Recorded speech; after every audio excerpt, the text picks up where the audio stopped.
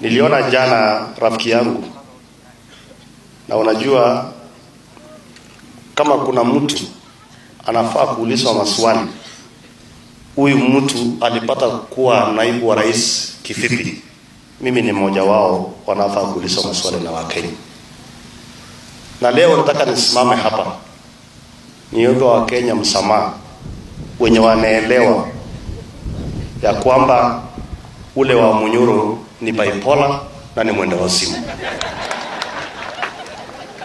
Kumpatia mwenda wazimu kama ule kuongoza nchi kuwa naibu wa rais hata kwa mwaka mbili ilikuwa makosa kubwa sana.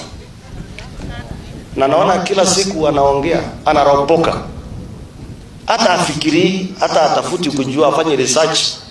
Hata kama unataka kuwa opposition, sometimes unafanya research kwa yale mambo unasema. Huyo anaamkanga tu, anarogota kitu yote ya propaganda, anaropoka. Lakini pia nataka niambie ndugu zangu walikuwa jana Nyandarua kwa Mashishi, pia mumuelewe. Unajua kufukuza mtu mwenye alikuwa naibu wa rais anajipata hapo kijijini nyumbani, pia kichwa inazidi kuharibika. Na pia mumuelewe, kwa sababu kuanzia ile nyumbani hajawahi kukutana na ile watu walifukuza yeye kwenda nyumbani. Ilikuwa mara ya kwanza jana walikutana. Ndio unaona alikubaliwa kuongea hata akaimba. I wish alikuwa ill, kwa sababu ule jamaa tumuombe Mungu. Na mimi nashangaa Mama Dorcas, huyu mtu umwambie atafute sera. Akiamuka William Ruto, akitembea William Ruto, akiopoka William Ruto. Nafikiri hata akilala wewe ndio utatuambia Mrs. Dorcas kama anasemanga William Ruto usiku.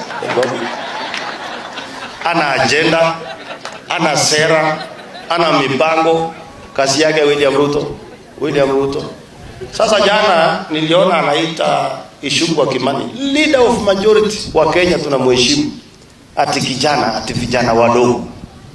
Mimi nataka nikwambie wewe wa Munyoro, usitudharau au usidharau Kimani Ichung'wah. Hebu angalia maumbile ya Kimani Ichung'wah kuanzia kwa kichwa mpaka kwa miguu, na ujiangalie. Enda kwa kioo ujiangalie kwanza, ujue ule hapo sawa sana hata kwa maumbile.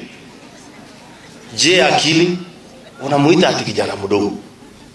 Sasa wewe ukiita Ichung'wah kijana mdogo ama uite Sudi kijana mdogo, tuko na watoto wakubwa huko university, wengine wamemaliza. Unasema hapo hii vijana wamekaribu. Mimi nataka niseme hivi, na nataka ni encourage Ichung'wah na ile team wenye wako soba.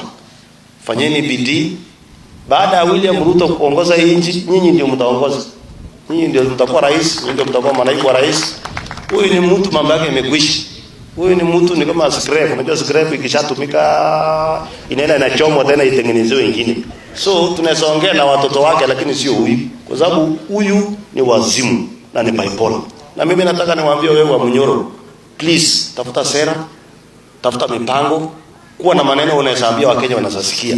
Wewe sema kila siku William Ruto, saa 7 William Ruto, saa 10 William Ruto, usiku William Ruto, jioni Kindiki, sijui Kindiki Soprano, sijui ni. Wachana na Soprano wetu.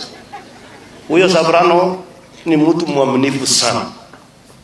Ni mtu mwenye msimamo. Ni mtu mwenye heshima.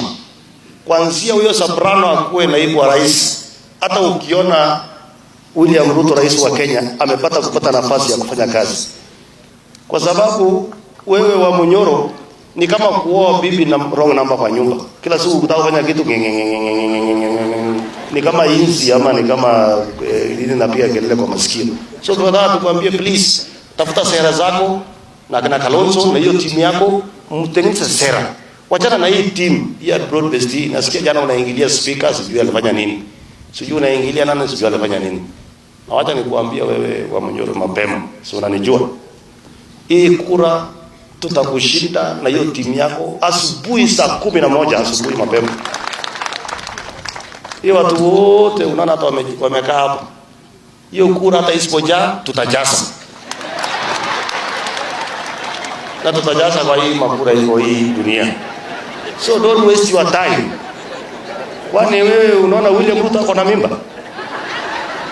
Kama Kibaki aliweza kuchaguliwa mara ya pili, Uhuru akachaguliwa mara ya pili. Kwani wewe umeona huyu wako aje? Wewe ni mtu kumbavu, tutakusafirisha mapema uende nyumbani na utatusahau na utasahau inji na utaongoza hata kettle dip.